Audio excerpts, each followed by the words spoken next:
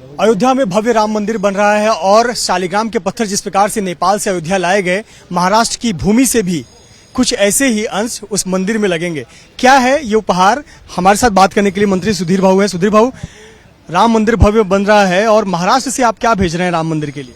ये देखो, ऐसा है कि वो उनकी टीम आके गई मंदिर का निर्माण करने वाले, जो हमारे सब आदरणीय भाविक और आदरणीय वहाँ काम करने वाले इंजीनियर्स है, वहाँ पे लगने वाला टिकवुड ये चंद्रपुर गढ़चिरौली के जंगल से होगा और कितना क्यूबिक मीटर वो उसका आकलन करके हमें बताने वाले हैं।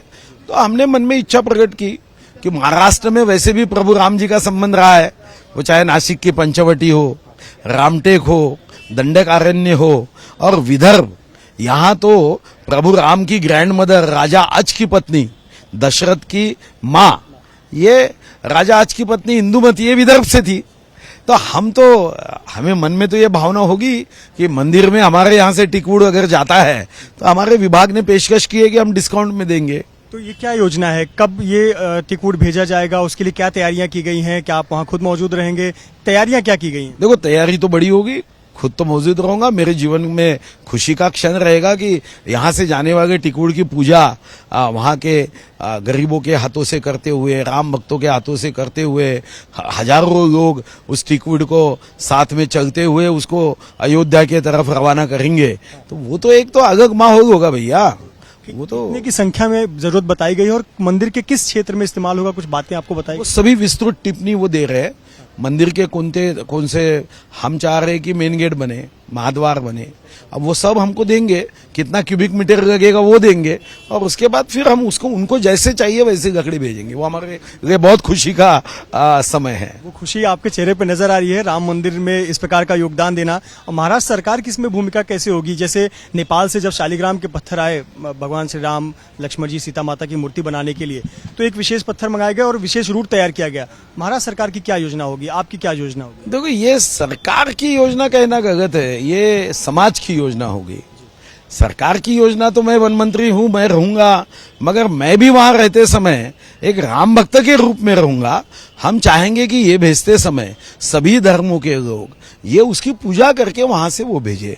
वो चाहे मुस्लिम भाई हो, बौद्ध भाई हो, सिख भाई हो, ईसाई भाई हो, सब गरीब तबके के सब जो हम 18 पगड़ जातियों के लोग कहते हैं, वो सभी भाइयों के हाथों से पूजा करके और उसको शोभा यात्रा के साथ वो रवाना करे, ऐसी मेरी इच्छा है। देखो आगे क्या होता है। आखिरी सवाल, टिकवुड की ऐसी क्या खासियत विशेषता है कि जो मंदिर में लंबे समय तक टिका रहे, वहां पे उपयोग में लाया जाएगा? तो आपसे डिमांड की गई है कि चंद्रपुर से दिया जाए वो लकड़ी। देखो, ऐसा है कि पानी में पानी, गंगा माँ का पानी मानते हैं, क्योंकि गंगा माँ के पानी में कुछ विशेषता है। वैसे लकड़ी में लकड़ी टिकवुड मानी जाती है।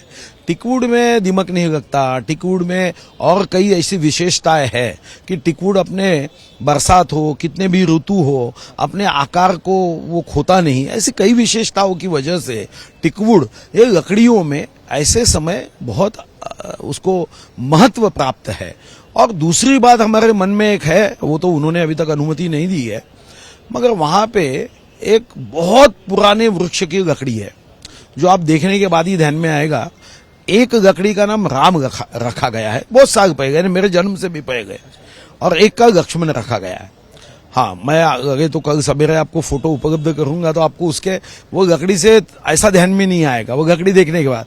तो मैं उनसे रिक्वेस्ट करने वाला हूं कि यहाँ तो देखने के लिए बहुत कम लोग आते हैं, अगर मंदिर उसको लेना चाहते हैं तो हम अपने डिपार्टमेंट से वो फ्री में दे देंगे, वहां वो रखे जाए। उसका नाम ही राम और लक्ष्मण ऐसा रखा गया है।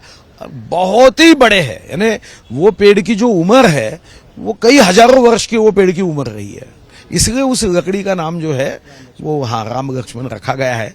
तो हम ये भी सोच रहे हैं कि हम पूछेंगे, अगर उन्होंने हाँ कहा तो ट्रेन से भेजना पड़ेगा, स्पेशल ट्रेन से, क्योंकि वो ऐसा जाएगा नहीं, उसके बड़ी बड़ी क्रेन लगानी पड़ेगी तभी जाएगा। बहुत बहुत शुक्रिया हमसे बात करने के लिए।